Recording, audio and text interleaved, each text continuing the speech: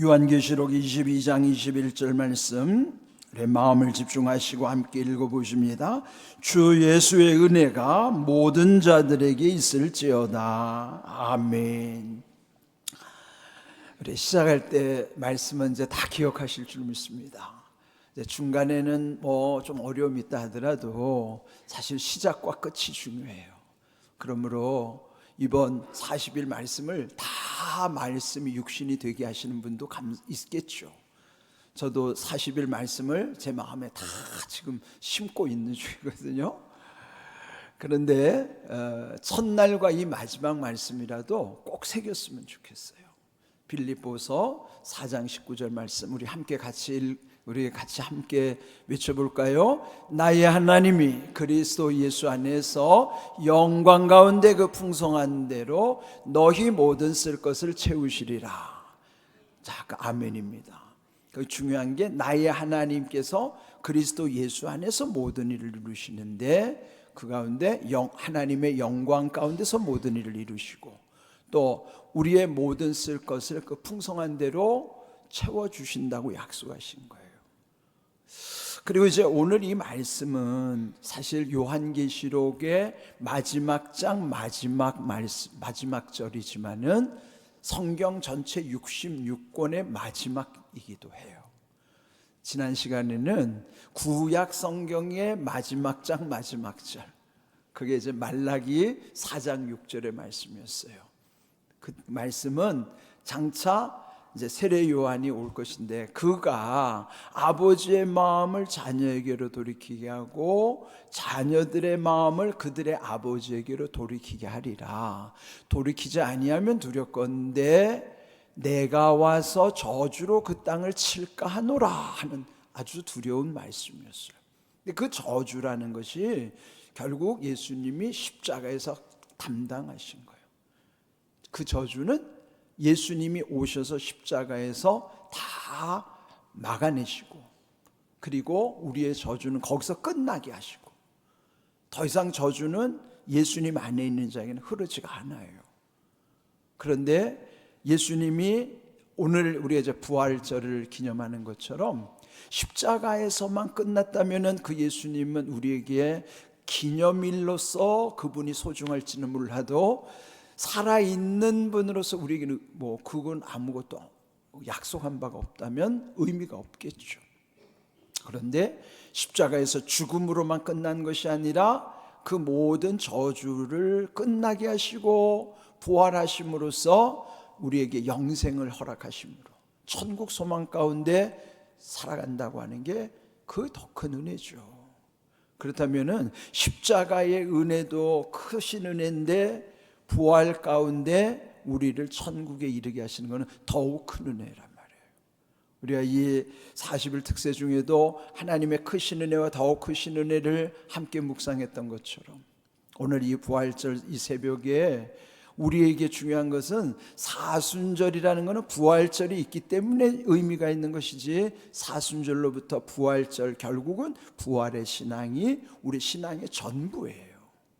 그래서 교회가 주일에 모이는 것도 주일의 예배도 예수님의 부활을 잊지 않기 위해서 기념하기 위해서 그리고 하나님께 예배드리는 것이지 그 부활의 신앙은 우리 신앙의 본질이고 가장 중요한 것이에요. 그리고 예수님이 3년 동안의 공생애 중에서 그 시작과 끝이 똑같아요. 그죠? 그게 뭐예요? 40일이라는 거예요.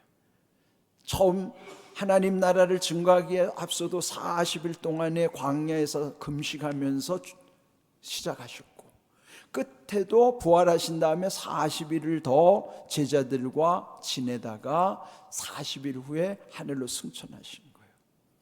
그리고 사도행전 1장 8절 말씀처럼 35일 차에 주신 말씀이에요. 오직 성령이 너에게 임하시면 너희가 권능을 받고 예루살렘과 온 유대와 사마리아와 땅끝까지 이르러 내 증인이 되리라. 그렇게 성령의 권능 가운데 권세와 능력을 힘입어서 이 땅에 사는 동안에도 하나님 나라의 비전을 그 예루살렘으로부터 땅끝에 이르기까지 그 땅끝에 이르는 과정 중에 대한민국 땅에도 복음이 전해지게 하신 거예요. 그럼으로써 승천하신 다음에 또 제자들은 또 다 복음 전도를 위해서 대부분은 다 순교했어요. 그런데 순교하지 않은 유일한 제자가 이 요한계시록을 기록한 사도 요한입니다.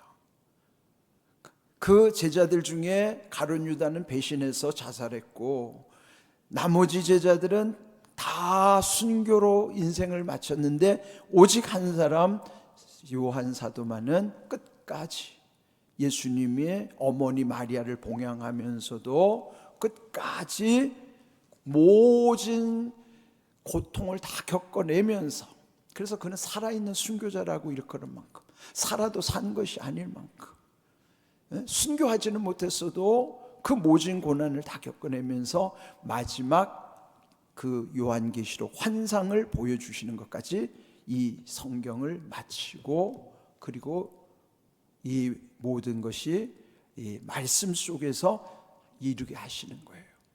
그러면 이제 오늘 이 말씀의 끝부분에서 요한 사도가 어떻게 끝을 맺고 있는가?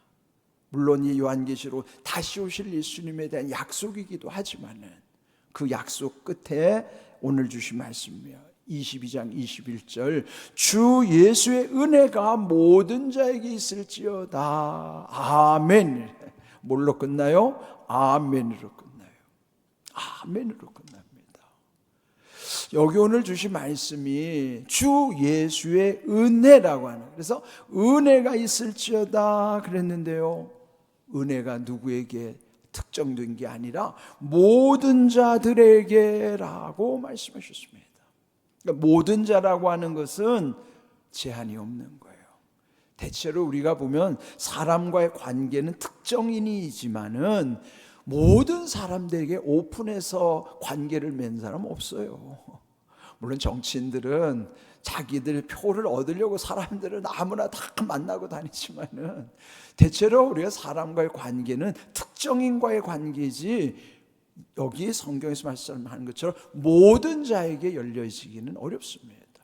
그런데 하나님은 예수 그리스도 그분을 통해서 구원을 완성시켰을 뿐만 아니라 그 예수님을 통해서 주시는 은혜를 모든 자에게 흘러가도록 하신 거예요.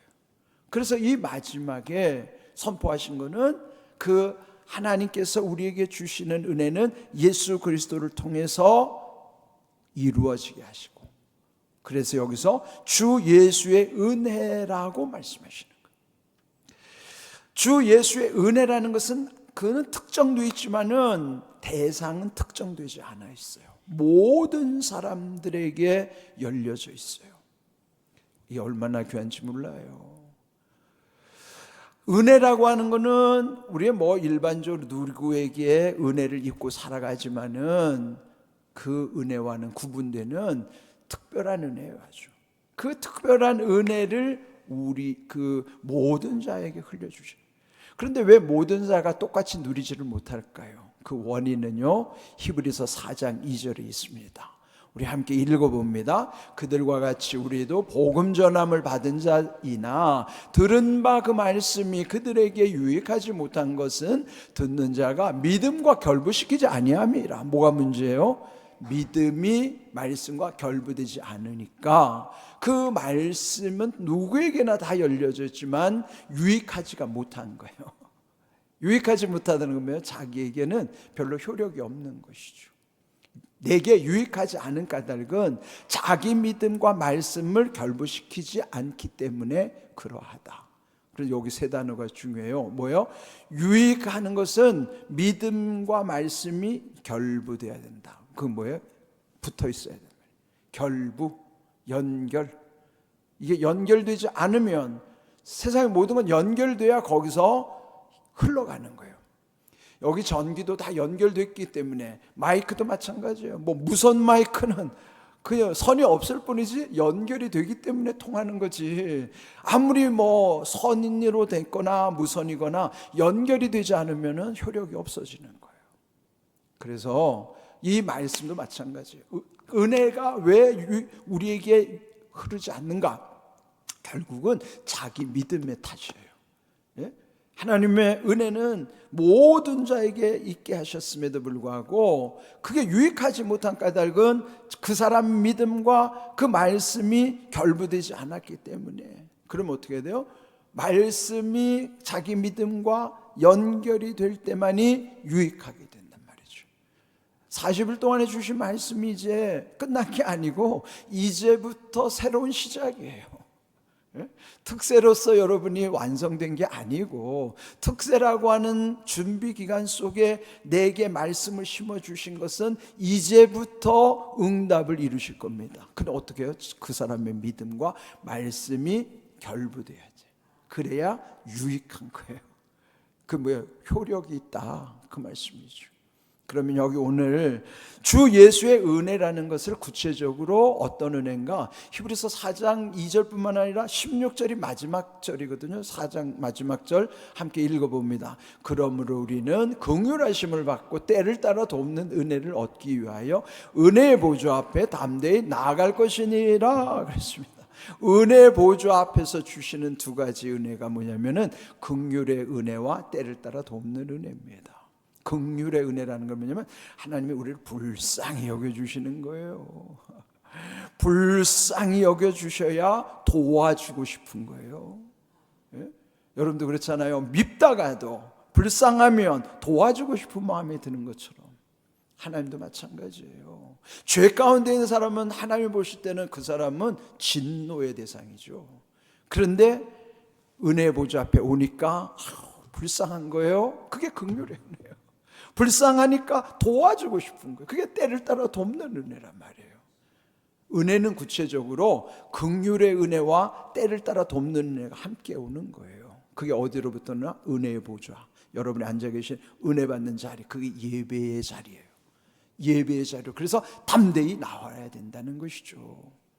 그러면 이제 우리가 이 40일을 여기서 완성이 아니고 지속적으로 은혜의 보좌를 통해서 주시는 긍휼의 은혜와 때를 따라 돕는 은혜를 지속적으로 누리게 하시는 거예요. 그럼 뭐야? 자기 믿음과 말씀이 결부된 가운데 유익을 누리도록 하시는 거란 말이죠.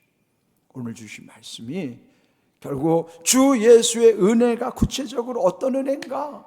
그리고 그는 특정인이 아니라 모두에게 열렸지만은 그 사람의 믿음에 따라서 어떤 사람은 많이 누리기도 하겠지만 어떤 사람은 조금 누리고 어떤 사람은 아예 누리지도 못하는 것은 그게 다 자기 믿음과의 연결의 관계예요.